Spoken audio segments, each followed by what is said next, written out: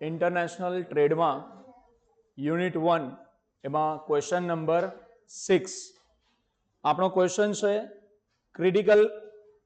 Critically discuss Ricardo's theory of comparative cost advantage. Last जे question आपणे भण्या था एब्सोल्यूट कॉस्ट एडवांटेज, हवे जे क्वेश्चन है कंपेरेटिव कॉस्ट एडवांटेज। थोड़ोक डिफरन्स पहला समझी लो पछी आपणे आ क्वेश्चन ने डिटेल में उतरीए। एब्सोल्यूट कॉस्ट एडवांटेज में आपणे एवी वात करी थी कि ज्यां घड़ी बे कंट्री में कोई एक कंट्री ने कोई एक प्रोडक्ट में कम्प्लीटली एडवांटेज होय अने बीजी कंट्री ने बीजी प्रोडक्ट में कम्प्लीट एडवांटेज होय। आने बोल्या था आपणे absolute cost advantage theory. Comparative cost advantage theory नी अंदर आपणे एवुं समजवानुं छे के अहींया घड़ी कोई एक कंट्री ने बंने वस्तु बनाववामां बेनिफिट होय अने बीजी कंट्री ने बंने वस्तु बनाववामां नुकसान होय। छतांय बंने कंट्री वच्चे जो ट्रेड करवो होय तो केवी रीतना करी शकाय ए कॉन्सेप्ट आपणे अंगड़ी शीखवाना छे। तो अहीं अगाड़ी एवुं समझो, पहली कंट्री छे जेने बंने वस्तु बनाववामां बेनिफिट छे पण एमां पण कोई एक वस्तु एवी हशे के जे बनाववामां थोड़ोक वधारे बेनिफिट होय बीजामां थोड़ोक ओछो बेनिफिट होय, आवुं होई शके ने। अने बीजी कंट्री के जेने बंने वस्तु बनाववामां नुकसान छे पण एमां बी तो एवुं होई शके ने कि एक वस्तु बनाववामां ओछो नुकसान होय अने बीजी वस्तु बनाववामां वधारे नुकसान होय। आवुं होई शके के ना होई शके? बस ए कॉन्सेप्ट ने एकड़ी डिटेल में समझीशुं।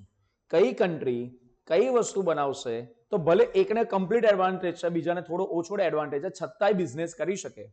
ए केवी रीतना थशे इंटरनेशनल ट्रेड ए कॉन्सेप्ट ज अहीं આગળ આપણે શીખવાનો છે। બોલો બેઝિક આઈડિયા આવી ગયો કે આ બે થિયરીમાં શું ડિફરન્સ છે। Let's see now. Evaluate comparative cost theory, what are its assumptions and outcome। Comparative cost theory શું હોય છે, એની ધારણાઓ અને એનું પરિણામ આઉટકમ શું હોય છે। examine the validity of comparative cost theory as an explanation of international trade। કે ભાઈ કમ્પેરેટિવ કોસ્ટ થિયરીની વેલિડિટી શું છે। આપણે જ્યારે ઇન્ટરનેશનલ ટ્રેડની વાત કરીએ છીએ તો કેટલું મહત્વનું બને છે કે ભાઈ કમ્પેરેટિવ કોસ્ટ થિયરીનો આપણે અભ્યાસ કરીએ। Can there be a trade between two countries even if one of them has absolute advantage or disadvantage in producing all the goods। શું એવી પરિસ્થિતિ હોઈ શકે કે જે પરિસ્થિતિની અંદર કોઈ એક કંટ્રીને એબ્સોલ્યુટ કોસ્ટ એડવાન્ટેજ હોય બંને પ્રોડક્ટમાં અને બીજી કંટ્રીને એબ્સોલ્યુટ ડિસએડવાન્ટેજ હોય બંને પ્રોડક્ટમાં, છતાંય શું બંને વચ્ચે ટ્રેડ થઈ શકે છે? થઈ શકે છે। તો વાય એન્ડ હાઉ, કેમ અને કેવી રીતે આ વસ્તુ થઈ શકે છે। Let's explain this. Introduction. In 1817, Ricardo presented the law of comparative advantage in his book, કે જે બુકનું નામ હતું principle of political economy and taxation. Ricardo did not object to Smith's analysis। Adam સ્મિથની જે એનાલિસિસ હતું એમાં એમને કોઈ ઓબ્જેક્શન ઉઠાયું નહીં, એમને એમની રીતની પોતાની કમ્પેરેટિવ કોસ્ટ એડવાન્ટેજની થિયરી એમને એક્સપ્લેન કરી। Adam Smith stated that if one country has an absolute advantage in one line of production and other country has absolute advantage in second line of production, both countries can get gained by trading with each other, and this is obvious। આપણે જે last ક્વેશ્ચનમાં ચર્ચા થઈ હતી even અમને પણ સમજાયું। Adam સ્મિથે આપણને શું સમજાવ્યું છે? કોઈ એક કંટ્રીને એક વસ્તુ બનાવવામાં એબ્સોલ્યુટ એડવાન્ટેજ હોય, બીજી કંટ્રીને બીજી વસ્તુ બનાવવામાં એબ્સોલ્યુટ એડવાન્ટેજ હોય તો ઓબ્વિયસ વાત છે બંને વચ્ચે ટ્રેડ થશે અને બંને કંટ્રીને ગેઇન પણ થઈ શકે છે। But if country A has absolute advantage over country B in all line of production, मतलब कोई एक कंट्री ने बधी ज वस्तु बनाववामां एब्सोल्यूट एडवांटेज होय बीजी कंट्री करता, is the trade gainful for them. तो શું પછી બંને વચ્ચે ટ્રેડ થાય તો બંને માટે બેનિફિશિયલ થઈ શકે છે કે નહીં? એ વસ્તુ આપણે આગળ શીખવાની છે। Ricardo's answer was yes। હવે આ યસ ખાલી ખાલી અધ્ધરતાલ નહીં આપ્યું, એના માટે એમને આખી થિયરી આપી છે। હવે થિયરીને સમજવા માટે થોડાક અઝમ્પશન્સ છે, થોડીક ધારણાઓ છે જે આપણે કરવી પડશે। કઈ ધારણાઓ? there are two countries, આખા વિશ્વમાં બે જ કંટ્રી છે જેનું નામ છે ઇન્ડિયા અને મલેશિયા। આખા વિશ્વમાં બે જ કોમોડિટી આપણે પ્રોડ્યુસ થાય છે, cloth and rubber. both the countries can produce both the goods, બંને કંટ્રી બંને વસ્તુ બનાવી શકે છે। both the countries have certain amount of factor of production, બંનેના factors of production કેવા છે? ચોક્કસ છે, નિશ્ચિત છે। there is constant return to scale. Input આઉટપુટનો રેશિયો ઓલમોસ્ટ કોન્સ્ટન્ટ રહે છે. ટ્રાન્સપોર્ટ કોસ્ટને, માલને એક કન્ટ્રીમાંથી બીજી કન્ટ્રીમાં મોકલવાની જે ટ્રાન્સપોર્ટ કોસ્ટ છે એને આપણે કમ્પ્લીટલી ઇગ્નોર કરવામાં આવી છે. કન્ટ્રીઝમાં ફૂલ એમ્પ્લોયમેન્ટની સ્થિતિ છે. બંને કન્ટ્રી વચ્ચે ફ્રી ટ્રેડ છે, મતલબ કોઈ ગવર્મેન્ટના રૂલ્સ, રેગ્યુલેશન, રિસ્ટ્રિક્શન, ટેક્સેશન કશું છે નહીં. And there is perfect competition in factor market and product market. બે પ્રોડક્ટ માર્કેટ, ફેક્ટર માર્કેટ બંનેમાં કેવું છે? Perfect competition. આટલી ધારણાઓ કરવામાં આવી છે. હવે સમજો, હવે મજાનો પોઈન્ટ. હવે મેઇન મુદ્દો અહીંયાથી ચાલુ થાય છે. Now suppose out of available resources India can produce 120 units of clothes. ઇન્ડિયાની પાસે જેટલા રિસોર્સિસ છે એની મદદથી 120 યુનિટ્સ ક્લોથ્સના બનાવી શકે છે, અથવા તો ઓર 120 યુનિટ્સ ઓફ રબર. એ બધા યુનિટ્સનો ઉપયોગ કરીને કાં તો 120 યુનિટ ક્લોથ્સના બનાવી શકશે અથવા તો 120 યુનિટ રબર બનાવી શકશે. Or any combination of cloth and rubber, અથવા તો બંનેમાંનું કોઈ પણ કોમ્બિનેશન બનાવવું હોય તો બનાવી શકે. ચલો આગળ વધ્યા પહેલા જરા કહો તો આનું ડોમેસ્ટિક એક્સચેન્જ રેશિયો શું બનશે? 1:1. કે જો એને એક રબરનું બનાવવું હશે તો એક ક્લોથનું જતું કરવું પડશે, હા કે ના? તો આનું ડોમેસ્ટિક એક્સચેન્જ રેશિયો શું બની ગયો? 1:1. So its cost ratio, domestic exchange ratio is 1:1. Out of available resources, હવે મલેશિયાની વાત કરીએ. Malaysia can produce 40 units of clothes and 80 units of rubber. મલેશિયાની શું પરિસ્થિતિ છે કે મલેશિયા પાસે જેટલા સંસાધનો છે એનો ઉપયોગ કરીને કાં તો 40 યુનિટ્સ ક્લોથ્સના બનાવી શકશે અથવા તો 80 યુનિટ્સ રબરના બનાવી શકશે. તો અહીંયા જોઈ શકીએ છીએ ઇન્ડિયાની પાસે બંને વસ્તુ બનાવવામાં એબ્સોલ્યુટ એડવાન્ટેજ છે, જ્યારે મલેશિયાને બંને વસ્તુ બનાવવામાં ડિસએડવાન્ટેજ છે. આટલું ખ્યાલ આવે છે?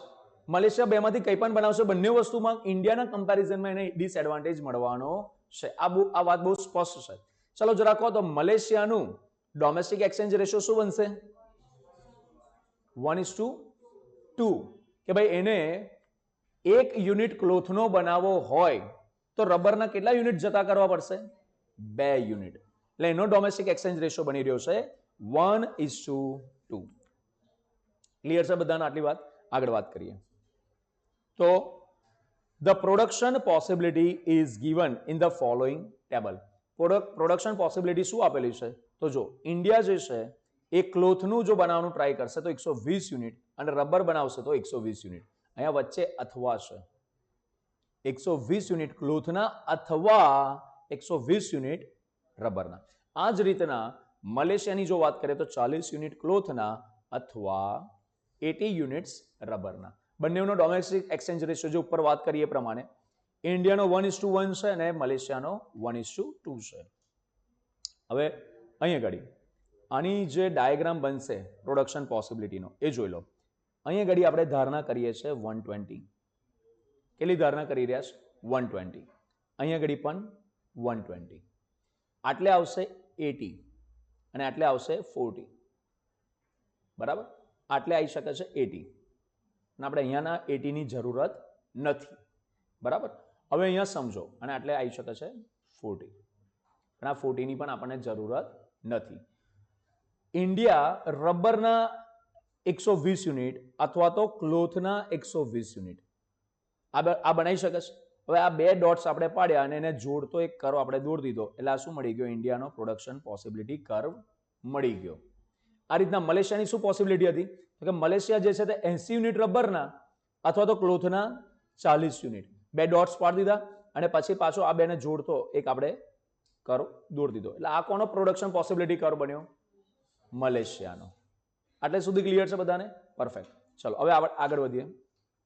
In our illustration, we can say that India has absolute cost advantage in production of both the commodities, but it has comparative greater cost advantage in a production of cloth. સાહેબ એવું કેવી રીતના? એ તો બંને એક સરખું બનાવી શકે, તો ઇન્ડિયાનું ક્લોથમાં કેવી રીતના? સમજો, મલેશિયા સાથે જ્યારે વેપાર કરવાની વાત આવશે તો મલેશિયા ક્લોથ કેટલું બનાવી શકે છે? ખાલી 40. જ્યારે ઇન્ડિયા તો 120 બનાવી શકવાનો છે. તો ક્લોથના સંદર્ભમાં જોવા જઈએ તો મલેશિયા કરતા આપણે બહુ વધારે પ્રોડક્શન કરી શકીએ છીએ કે નહીં? રબરની સંદર્ભમાં વાત કરીએ તો રબર એ 80 યુનિટ બનાવી શકે છે, જ્યારે આપણે રબર પણ 120 યુનિટ બનાવીએ છીએ. તો રબરમાં આપણો ડિફરન્સ ઓછો છે, જ્યારે ડિફરન્સ વધારે શેમાં છે? આપણો ક્લોથમાં. એટલા માટે આપણે એવું કહી શકીએ કે ક્લોથની અંદર આપણો જે એબ્સોલ્યુટ કોસ્ટ એડવાન્ટેજ છે એ કેવો છે? વધારે છે. અહીંયા ઘડી એબ્સોલ્યુટની સાથે હવે બીજો એક શબ્દ વાપરવાનો છે, કયો? કમ્પેરેટિવ કોસ્ટ એડવાન્ટેજ, કે ઇન્ડિયાને બંનેમાં બેનિફિટ છે. ક્લોથમાં, રબરમાં બંનેમાં બેનિફિટ છે, પણ કમ્પેરેટિવલી જોવા જઈએ તો વધારે બેનિફિટ શેમાં મળી રહ્યો છે ને? ક્લોથ્સમાં. Understood everyone? આગળ જો. So it should specialise in the production and export of cloth. એટલે ઇન્ડિયાએ શું બનાવવું જોઈએ ને એક્સપોર્ટ કરવું જોઈએ? ક્લોથ્સ. આગળ. Similarly Malaysia has absolute cost advantage in production of both the commodities. મલેશિયાને પણ બંને વસ્તુ બનાવવામાં કેવું છે? ડિસએડવાન્ટેજ જ છે. બંનેમાં ડિસએડવાન્ટેજ છે. અને એનો તો ડિફરન્સ આપણે સ્પષ્ટપણે દેખાઈ શકે છે કે મલેશિયાને ક્લોથ્સ બનાવવામાં વધારે ડિસએડવાન્ટેજ છે, જ્યારે રબર બનાવવામાં થોડું ઓછું ડિસએડવાન્ટેજ છે. But it has comparatively less cost disadvantage in the production of rubber. So it should specialize in the production and export of rubber. આગળ વાત કરીએ. Now, to explain the gain from trade, let us examine production and consumption of both the countries before trade and after trade. બંને country વચ્ચે વેપાર ના થાય એની પહેલા શું સ્થિતિ બનશે અને વેપાર થાય પછી શું સ્થિતિ બનશે, અને કઈ સિચ્યુએશન કીધેલી ટ્રેડ કરતા પહેલાની? સેલ્ફ સફિશિયન્સીની સિચ્યુએશન જે હતી, સેલ્ફ સફિશિયન્સી, એના માટેનો એક શબ્દ આવ્યો હતો. કયો શબ્દ હતો? ઓટાર્કી. ઓટાર્કી કરીને એક શબ્દ આવ્યો હતો. ઓટાર્કી એટલે શું? Self sufficiency. મતલબ આપણી કન્ટ્રીને જે રિક્વાયરમેન્ટ છે એ આપણે આપણી જાતે જ સફિશિયન્ટ પૂર્ણ કરવાનો પ્રયાસ કરીશું. સેલ્ફ સફિશિયન્ટ, સ્વનિર્ભર બનવાનો પ્રયાસ કરીશું, કે આપણી જરૂરિયાત માટે બીજા દેશ પાસે માંગવા જઈએ નહીં. ત્યારે શું પરિસ્થિતિ છે જુઓ. Production and consumption gain. Two measure production gain, let us compare production of both the countries before trade and after trade. At first, situation of autarky between two countries it's shown in the following table. ચલો, India જે છે તે શું કરે છે? India કેટલા units ક્લોથ્સના બનાવશે, કેટલા યુનિટ્સ રબરના બનાવશે? ઇન્ડિયાએ નક્કી કર્યું કે ભાઈ આપણે 80 યુનિટ ક્લોથના બનાવીએ. તો એની પાસે હવે ડોમેસ્ટિક એક્સચેન્જ રેશિયો કેટલો હતો? 1:1. એનો મતલબ એને 40 યુનિટ ક્લોથના ઓછા બનાયા, તો 40 યુનિટ એ રબરના બનાવી શકશે કે નહીં બનાવી શકે? અરે હા કે ના? આ રીતના મલેશિયાની શું પરિસ્થિતિ હતી કે એને 20 યુનિટ ક્લોથના બનાયા, એનો ડોમેસ્ટિક એક્સચેન્જ રેશિયો કેટલો હતો? 1:2. તો 20 યુનિટ જો એને ક્લોથના બનાયા હોય તો રબરના કેટલા યુનિટ એને જતા કર્યા હશે? 40 યુનિટ. અરે હા કે ના? 2 રબરના યુનિટ જતા કરે ત્યારે ક્લોથનો બનાવી શકતો હતો. એનો મતલબ એને 20 ક્લોથ બનાવ્યા છે તો 40 યુનિટ રબરના જતા કરવા પડ્યા હશે. તો ઓબ્વિયસલી એ રબર કેટલું બીજું બનાવી શકશે? 40 યુનિટ. અત્યારે આપણે વર્લ્ડ લેવલનું જો આપણે આઉટપુટ જોઈએ તો વર્લ્ડ લેવલ પર ક્લોથ ટોટલ કેટલું બન્યું? 100. વર્લ્ડ લેવલ પર રબર ટોટલ કેટલું બન્યું? 80. ઇન્ડિયાએ ટોટલ પ્રોડક્શન કેટલું કર્યું? 120. મલેશિયાએ ટોટલ પ્રોડક્શન કેટલું કર્યું? 60. અને આ રીતના આપણે ટોટલ વર્લ્ડ લેવલ પર બંનેનું પ્રોડક્શન કેટલું મળ્યું? 180. આ કઈ સિચ્યુએશન છે? Before trade, before specialisation. બરાબર. હવે let's see. India produces and consumes 80 units of clothes plus 40 units of rubber. So its total real GNP કેટલી બની ઇન્ડિયાની? 120. Likewise, Malaysia produces and consumes 20 units of clothes plus 40 units of rubber. So its total real GNP is 60. So now world GNP is 180. This is before a trade situation. Now let's see what happens after trade. International specialization, free foreign trade. India શું decide કર્યું? Will produce only clothes and Malaysia decided to produce only rubber. Let's see now. India જો ખાલી clothes બનાવશે તો ઇન્ડિયાનું total production કેટલું બન્યું? 120. એટલે ઇન્ડિયાના પ્રોડક્શનમાં કોઈ ડિફરન્સ આવ્યો નથી. બટ મલેશિયાના કેસમાં જો, મલેશિયાનું ટોટલ પ્રોડક્શન પહેલા કેટલું હતું? 60 હતું ને? 20 plus 40, 60 હતું. નાવ મલેશિયા કેટલું થઈ ગયું? 80.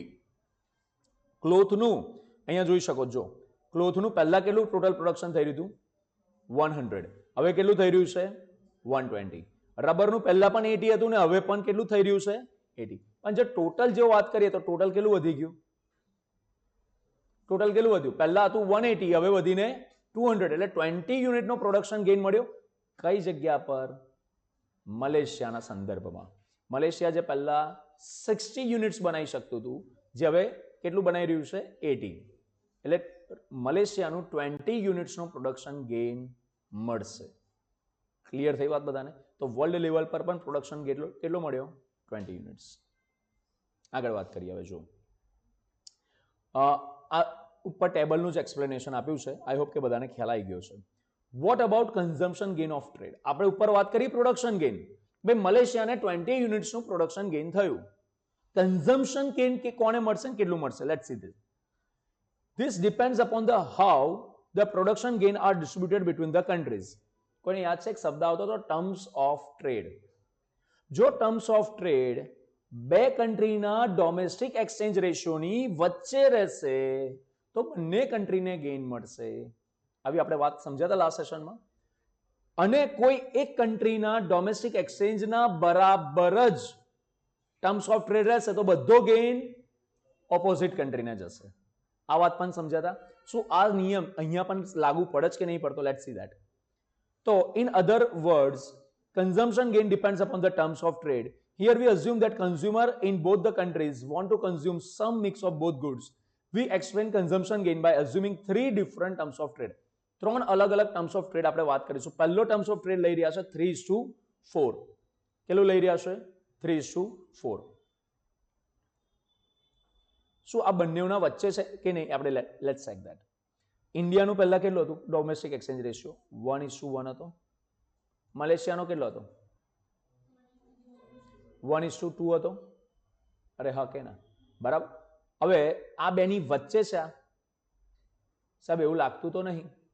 સારું, જો અહીંયા આગળ અને ઉપરની આ બે બાજુ 2 થી ગુણાકાર કરું તો અહીંયા 2:2 લખી શકાય. અને નીચે 2 થી ગુણાકાર કરું તો 2:4 લખી શકાય. બોલો હવે બેવની વચ્ચે થઈ ગયો? અરે હા કે ના? હવે બેવની વચ્ચે થઈ ગયો. તો આ રીતના જો જોવા જઈએ સાહેબ, આવું તો તમે સેટ કર્યું, સેટ નહીં કર્યું. એનો નિયમ છે આ જ રીતના એ અરેન્જ આપણે કમ્પેરિઝન કરવું હોય તો આ રીતના કમ્પેરિઝન થાય. બરાબર? આ રીતના કમ્પેરિઝન કરી શકાય. ચલો જો અહીંયા ઘડી 3 units clothes is equal to 4 units of rubber. 3:4 નો મતલબ શું થાય? 3 યુનિટ્સ ક્લોથ્સના અને 4 યુનિટ્સ રબરના. તો જો ધારો કે ઇન્ડિયાને 40 યુનિટ્સ રબરના જોઈએ છે. કેટલા યુનિટ્સ જોઈએ છે? 40 યુનિટ્સ. તો એને કેટલા યુનિટ્સ ક્લોથ્સના આપવા પડશે? 30 યુનિટ્સ. કેટલા યુનિટ્સ આપવા પડશે? એક કામ કરું, લાસ્ટ સેશનમાં જે તમને સમજાવ્યું ને એ જ રીતના આપણે આ ક્વેશ્ચનની શરૂઆત કરીએ, આ ટોપિકની શરૂઆત કરીએ, એટલે તમને છે ને ક્યારે કન્ફ્યુઝન જ ના થાય. ધારો કે ચલો ઇન્ડિયાને ક્લોથ્સની કેટલી જરૂરત છે? ઇન્ડિયાને ક્લોથ્સની 90 યુનિટ્સની જરૂરત છે. ઇન્ડિયાને ક્લોથ્સની કેટલા યુનિટ્સની જરૂર છે? 90 યુનિટ્સ. તમને યાદ હોય તો લાસ્ટ સેશનમાં ઉલટા સુલટી હતું. મલેશિયા ઉપર હતું, ઇન્ડિયા નીચે હતું. એટલે ત્યાં આગળ થોડુંક સમજવાનું અલગ રીતના હતું. અહીંયા થોડું અલગ રીતના. એક કામ કરો, હવે આપણે મલેશિયાને કેટલી જરૂરત છે આપણે એ રીતના વાત કરીએ તો થોડું ઈઝી થઈ જાય. જગ્યા આ જ રાખીએ છીએ આપણે. મલેશિયાને ધારો કે 30 યુનિટ ક્લોથના જોઈએ છે. કેટલા યુનિટ્સ ક્લોથના જોઈએ છે? 30 યુનિટ. તો ઓબ્વિયસલી મલેશિયાએ કેટલા યુનિટ રબરના આપવા પડશે? 40 યુનિટ આપવા પડશે. 3:4 નો મતલબ શું થાય? જો મલેશિયાને 30 યુનિટ ક્લોથના જોઈએ છે તો રબરના કેટલા આપવા પડશે? 40 યુનિટ આપવા પડશે. સારું, તો ઇન્ડિયાએ ક્લોથના 30 યુનિટ આપી દીધા તો એની પોતાની પાસે કેટલા વધશે? 90 યુનિટ્સ વધશે. કારણ કે જો ઇન્ડિયા પહેલા કેટલું પ્રોડ્યુસ કરતી હતી? ઇન્ડિયા જ્યારે સ્પેશિયલાઇઝેશન કર્યું તો 120 યુનિટ બનાવે છે. જો 30 યુનિટ આપી દીધા પોતાની પાસે કેટલા વધ્યા? 90 યુનિટ્સ. આ રીતના મલેશિયાએ સ્પેશિયલાઇઝેશન કર્યું તો એ ટોટલ કેટલા બનાવી રહ્યા છે રબરના? 80 યુનિટ્સ. જો એને 40 યુનિટ આપી દીધા પોતાની પાસે કેટલા વધ્યા? 40 યુનિટ વધ્યા કે ના વધ્યા? બોલો, આટલું ખબર પડી? હવે તમે જુઓ બંનેનું કન્ઝમ્પશન, આ બંનેનો સરવાળો કરો કેટલા મળ્યા? 130 મળ્યા. આ રીતના 30 + 40 કરો તો કેટલા થયા? 70 થયા. હવે જ્યારે બિફોર ટ્રેડની જ્યારે સિચ્યુએશન હતી તો અહીં તમે જુઓ ઇન્ડિયાનું કન્ઝમ્પશન કેટલું હતું, પ્રોડક્શન અને કન્ઝમ્પશન 120 હતું, અને મલેશિયાનું પ્રોડક્શન અને કન્ઝમ્પશન કેટલું હતું, 60 યુનિટ હતું. હવે એ વધીને અહીંયા તમે જોઈ શકો છો ઇન્ડિયાનું 120 થી વધીને 130 થઈ ગયું અને મલેશિયાનું 60 થી વધીને 70 થઈ. તો બંનેને આ 10-10 યુનિટનો કન્ઝમ્પશન ગેઇન મળ્યો કે ના મળ્યો? ખબર પડે છે બધાને કે નહીં પડતી? તો આ રીતના ટોટલ જે વર્લ્ડ લેવલ પર કન્ઝમ્પશન ગેઇન મળ્યો એ કેટલો મળ્યો? 20 યુનિટ્સ. Understood everyone? તો જ્યારે હમણાં એક વાત આપણે કરતા હતા કે જ્યારે બે કન્ટ્રીના ડોમેસ્ટિક એક્સચેન્જ રેશિયોની વચ્ચે આ ટર્મ્સ ઓફ ટ્રેડ હોય તો બંને કન્ટ્રીને ગેઇન મળી રહ્યો. તો આ બંને કન્ટ્રીને ગેઇન મળ્યો કે ના મળ્યો? આગળ નેક્સ્ટ જો. હવે જે ટેબલ આપણે વાત કરીને એ જ વસ્તુ નીચે ડિસ્ક્રિપ્શનમાં સમજાયેલી છે.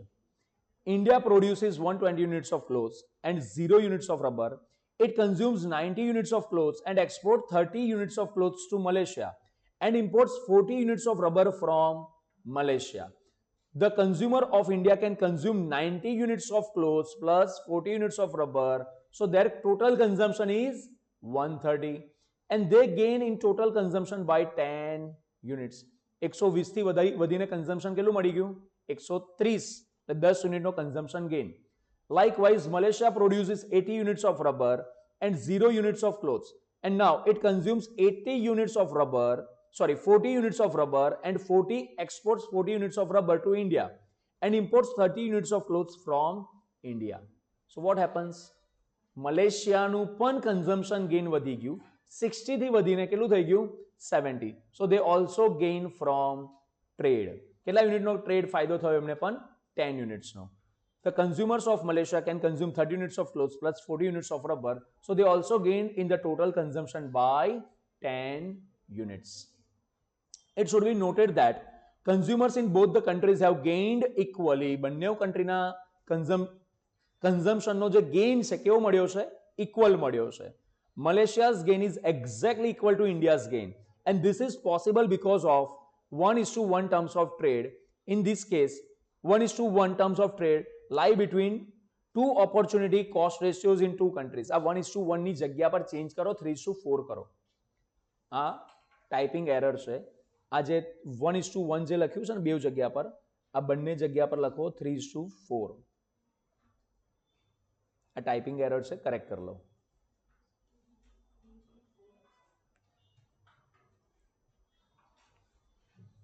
ચલો વધીશું આગળ. પહેલો આપણે શીખ્યા, પહેલું શું શીખ્યા આપણે? 3:4 ના ટર્મ્સ ઓફ ટ્રેડ પ્રમાણે. હવે આપણે જોઈએ 1:2 નો ટર્મ્સ ઓફ ટ્રેડ. એટલે 1:2 કોનો ડોમેસ્ટિક એક્સચેન્જ રેશિયો હતો? મલેશિયાનો હતો. તો આગળ ભણ્યા વગર જ આપણને એટલું કોમન સેન્સ આવી જવું જોઈએ કે બધો ગેઇન હવે કોને મળવો જોઈએ? ઇન્ડિયાને. તો let's see. If international terms of trade are fixed at 1:2, the situation may be as shown in the given table. જો ઇન્ડિયા મલેશિયાને હવે ધારો કે 20 યુનિટ્સ ક્લોથ્સના જોઈતા હોય તો ઓબ્વિયસલી 1:2 નો રેશિયો તો એને રબરના કેટલા યુનિટ્સ આપવા પડશે? 40 યુનિટ આપવા પડશે. સારું, ઇન્ડિયાએ 20 યુનિટ ક્લોથ આલી દીધું તો એની પોતાની પાસે ક્લોથ કેટલું વધ્યું? 120 માંથી 20 આલી દીધું, પોતાની પાસે 100 વધ્યું ને. આ રીતના મલેશિયા ટોટલ 80 યુનિટ રબરનું બનાવતું હતું, 40 યુનિટ રબર આલી દીધું, પોતાની પાસે રબર કેટલું વધ્યું? 40 યુનિટ વધ્યું. તો અહીંયા તમે જોઈ શકો છો ઇન્ડિયાનું ટોટલ કન્ઝમ્પશન કેટલું થઈ ગયું? 140. મલેશિયાનું કેટલું રહ્યું? 60. તો બધો જે કન્ઝમ્પશન ગેઇન હતો એ કોને મળ્યો? ઇન્ડિયાને. ઇન્ડિયાનો ઓટાર્કીની સિચ્યુએશનમાં તો 120 વધીને થઈ ગયું અત્યારે 140, તો 20 યુનિટનો ફાયદો. મલેશિયાનું ઓટાર્કી સિચ્યુએશનમાં હતું 60, અત્યારે પણ છે 60, એને કોઈ ગેઇન મળ્યો નથી. ક્લિયર છે આટલી વાત? હવે આ ટેબલ વાત કરીને એ જ વસ્તુ નીચે એક્સપ્લેન કરેલી છે, જુઓ. The consumers in India can consume 100 units of cloth and 40 units of rubber. They gain in total consumption by 20 units. The consumers in Malaysia can consume 20 units of clothes plus 40 units of rubber. They do not gain in total consumption. મલેશિયાને કોઈ total કન્ઝમ્પશનમાં gain મળી રહ્યો નથી. World production gain is 20 units and this whole gain entirely goes to India. Production gain બન્યો તો 20 units અને આ બધો gain કોને પહોંચી ગયો? ઇન્ડિયાને. ઓકે, હવે આગળ નેક્સ્ટ ટર્મ્સ ઓફ ટ્રેડ આપણે વાત કરીએ. 1:1. 1:1 કોનો ડોમેસ્ટિક એક્સચેન્જ રેશિયો હતો?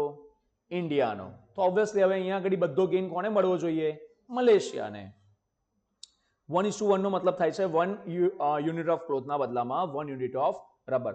ધારો કે મલેશિયાને 40 યુનિટ ક્લોથ્સના જોઈએ છે, તો એ કેટલા યુનિટ છે રબરના આપશે? 40 યુનિટ આપશે કે નહીં આપે? કે ના. તમારે છે ને બધા પોઈન્ટમાં અહીંયાથી જ ચાલુ કરવાનું. અહીંયાથી સ્ટાર્ટ કરશો એટલે તમારે ટેબલ મોડે કરવાની જરૂરત જ નહીં પડે, જાતે બધું સેટ થઈ જશે.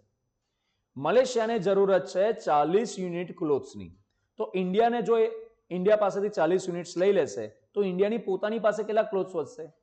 80 યુનિટ્સ. આ રીતના મલેશિયા જો 40 યુનિટ રબરના એક્સપોર્ટ કરી દીધા હોય તો પોતાની પાસે કેટલા વધશે? 40 વધશે. અહીંયા આગળ ટોટલ મારીએ.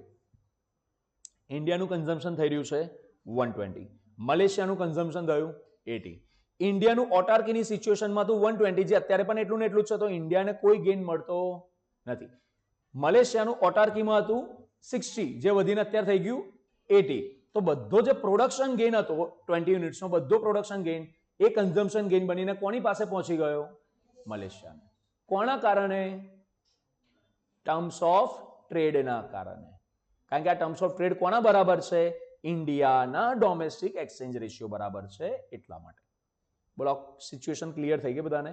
જો અંદર the consumers in India can consume 80 units of clothes plus 40 units of rubber. They do not gain in total consumption. ઇન્ડિયાને કોઈ ટોટલ કન્ઝમ્પશનમાં ગેઇન મળતો નથી. The consumers in Malaysia can consume 40 units of clothes plus 40 units of rubber. They gain in the total consumption by 20 units. મલેશિયાને 20 યુનિટ્સનો benefit થયો. World production gain of 20 units, and this whole gain entirely goes to Malaysia. Therefore, according to Adam Smith, there is scope for international specialization and mutually beneficial trade between Malaysia and India. આગળ Adam Smith શબ્દ cut કરો. આપણે Adam સ્મિથની વાત નથી, આ કોની વાત છે? David Ricardo. અહીંયા રિકાર્ડો લખી દેજો. David Ricardo. આપણે ડેવિડ રિકાર્ડોના મત પ્રમાણે બંને કન્ટ્રીમાં ભલે કોઈ એકને એબ્સોલ્યુટ કોસ્ટ એડવાન્ટેજ હોય અને બીજાને એબ્સોલ્યુટ ડિસએડવાન્ટેજ હોય, છતાં પણ જો આ થિયરી આપણે ફોલો કરીએ તો બંને કન્ટ્રીને બેનિફિટ થવાની સંભાવનાઓ બને છે અને બંને કન્ટ્રી વચ્ચે ટ્રેડ થવાની સંભાવનાઓ બને છે. ક્લિયર થઈ વાત બધાને? આગળ ચલો. હવે આ થિયરીની કેટલીક ટીકાઓ કરવામાં આવેલી છે, ક્રિટિસિઝમ્સ આપણને આપેલી છે. શું ક્રિટિસિઝમ આપી છે? જો based on labor theory of value. This theory is based on labor theory of value, but it is defective. પણ આ કેવી છે? Defective. It is based on unrealistic assumption. આપણે ઉપર પેલા 9 પોઈન્ટની ધારણાઓ જે કરી હતી ને, બરાબર, એમાં કેટલાય બધા પોઈન્ટ્સ કેવા હતા? અનરિયાલિસ્ટિક હતા. This theory assumes labor is the only factor of production. Factor of production ફક્ત ને ફક્ત કયું છે? લેબર છે. મને એક વાત કહો, ફક્ત લેબરથી ઉત્પાદન થઈ શકે ખરું? ફેક્ટર ઓફ પ્રોડક્શનમાં મેઇન 4 મુદ્દાઓ આવે છે. કયા 4 પોઈન્ટ? લેન્ડ, લેબર, કેપિટલ અને એન્ટરપ્રેન્યોર. અહીંયા એવું કે ફેક્ટર ઓફ પ્રોડક્શન ખાલી એક જ છે, કયું? લેબર. શક્ય છે નથી ઉત્પાદન? તો પહેલી તો આ ધારણા ખોટી. So it's measures cost of production in real terms, but in fact labor is not the only factor of production. There are also other factor of production such as land, capital and organization. Organization એટલે basically entrepreneur. Next છે money cost. In money economy, it is not proper to express cost of production in real terms. ભાઈ આપણે અત્યારે money ઇકોનોમીમાં કામ કરીએ છીએ, મતલબ જેટલા પણ ઇકોનોમિક્સ આપણે ભણીએ છીએ એ બધા રૂપિયાના સંદર્ભમાં માપવામાં આવે છે, લેબર્સના સંદર્ભમાં માપવામાં આવતા. આપણે એવું કહેવાય કે આપણા દેશમાં 5000 લેબર કલાક પ્રમાણે ઉત્પાદન થયું, એવું બોલાય? હા, એવું બોલી શકીએ. આપણે આપણા દેશમાં 5000 રૂપિયાનું ઉત્પાદન થયું કદાચ બોલી શકીએ, પણ 5000 લેબર અવર્સ પ્રમાણે ઉત્પાદન થયું એવું બોલાય? એવું નથી બોલતા, because we are in the world of money economy. તો ઓબ્વિયસલી પછી એનું ગણતરી પણ મનીમાં થવું જોઈએ, in labour units, but in reality cost should be measured in terms of money. Next જો, ત્રીજી શું ધારણા છે? assumption of mobility and immobility of labor. This theory is based on the assumption that labor is perfectly mobile within the country. ભાઈ કન્ટ્રીની અંદરની અંદર labour જે છે પરફેક્ટલી મોબાઈલ છે, but perfectly immobile between the countries. મતલબ બે દેશની વચ્ચે લેબરની અવર જવર થશે બિલકુલ નહીં થાય, અને ઇન્ડિયાની અંદર પરફેક્ટલી મોબિલિટી રહેશે. But this is not correct, because even within country also labour is not perfectly mobile. અત્યારે તમને એમ કહેવામાં આવે ભાઈ ગુજરાત છોડીને તમે બીજી કોઈ જગ્યાએ નોકરી કરવા જાઓ તો કદાચ તમે નહીં જઈ શકો. અમુક જણા જશે પણ ખરા, ઘણા લોકો પણ મેજોરિટી શું કરશે? નહીં જાય. કેમ નહીં જાય? Because they do not want to leave their hometown. પોતાનું હોમટાઉન ના છોડવું હોય તો હું લેવા જાય ભાઈ કોઈ, બરાબર? તો આવી પણ પરિસ્થિતિઓ બની શકે. નેક્સ્ટ પોઈન્ટ છે assumption of constant returns to scale. This theory assumes constant returns to scale which is unrealistic. મતલબ જેટલું ઇનપુટ નાખશો એટલું આઉટપુટ મળે. આને કન્સિડરેશનમાં આપણે આને ધ્યાનમાં લઈ શકાય કે ભાઈ આ શું છે? Constant return to scale. પણ શું આવું હંમેશા પોસિબલ છે ખરું? કે જેટલું ઇનપુટ નાખો ગમે તારે ગમે તેટલું ઇનપુટ નાખો એનું આઉટપુટ કોન્સ્ટન્ટ જ બળ્યા કરે. This is not possible. Next એક ધારણા છે assumption of full employment. શેની ધારણા છે ભાઈ બોલો? assumption of વર્લ્ડના કોઈ પણ કન્ટ્રીમાં ક્યારેય ફૂલ એમ્પ્લોયમેન્ટની સિચ્યુએશન શક્ય નથી. This theory is based on assumption of full employment situation, but this is not realistic. In reality, full employment does not exist in the real world.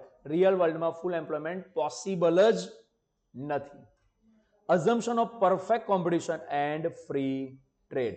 ભાઈ પરફેક્ટ કોમ્પિટિશન અને free ટ્રેડની આપણે ધારણા કરીએ છીએ.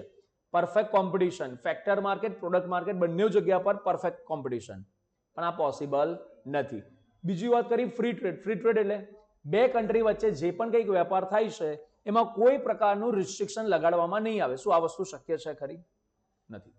This theory assumes perfect competition which does not exist in the real world. Further, it assumes a free trade, but in reality there is presence of tariff and many trade restrictions which limits the trade. બે country વચ્ચે વેપાર કરવામાં કેટલી જાતના નીતિ નિયમો હોય જે રિયલ વર્લ્ડમાં હોય જ છે, પણ અહીંયા આગળ શું ધારણા કરી છે કે એવા કોઈ રિસ્ટ્રિક્શન આપણે છે નહીં. Next, it ignores transport cost. કે ભાઈ આ જે થિયરી છે ને એ ટ્રાન્સપોર્ટ કોસ્ટને શું કરી રહી છે? ઇગ્નોર. મતલબ કે બે કન્ટ્રી વચ્ચે માલની જે અવર જવર થાય છે એમાં કોઈ ટ્રાન્સપોર્ટ કોસ્ટ નહીં લાગે. એવું હોય? એવું હોય ખરું? એટલે અહીંયાથી તમારે વડોદરાથી અમદાવાદ માલ મોકલવો હોય તોય તમારે ખર્ચો લાગે. તો બે કન્ટ્રી વચ્ચે માલ મોકલવાની વાત છે તેમાં કશો ટ્રાન્સપોર્ટ કોસ્ટ ના લાગે? આવી ધારણા કરી શકાય ખરી? તો આ પણ કેવી છે? અનરિયલિસ્ટિક. This theory ignores transport cost, but transport cost constitutes a sizable portion of cost involved in international trade. International trade માં ટ્રાન્સપોર્ટ કોસ્ટ બહુ મોટી એક કોસ્ટ ક્રિએટ કરતી હોય છે, પણ એને કમ્પ્લીટલી શું કરી છે? ઇગ્નોર. નેક્સ્ટ પોઈન્ટ છે complete specialization. According to Graham, comparative cost advantage may not lead to complete specialization where one country is small and other is big. કેમ આવું નહીં થઈ શકે? એક કન્ટ્રી બહુ મોટી હોય અને એક કન્ટ્રી એકદમ નાની હોય. આપણે નાની કન્ટ્રીને કહીએ તું તને આમાં કમ્પેરેટિવ ડિસએડવાન્ટેજ ઓછું છે ને તો તું આ વસ્તુનું ઉત્પાદન કર, અને મને જેમાં એબ્સોલ્યુટ એડવાન્ટેજ છે, એબ્સોલ્યુટ કોસ્ટ એડવાન્ટેજ થોડુંક વધારે છે જેમાં, બરાબર, હું એનું ઉત્પાદન કરું. તમે જાતે વિચારો, આ જે મોટી કન્ટ્રી છે આની જે જરૂરિયાત છે, આ ભલે આ કમ્પેરેટિવલી લેસ ડિસએડવાન્ટેજ વાળી વસ્તુ બનાવે, આની રિક્વાયરમેન્ટ પૂરી કરી શકશે ખરી?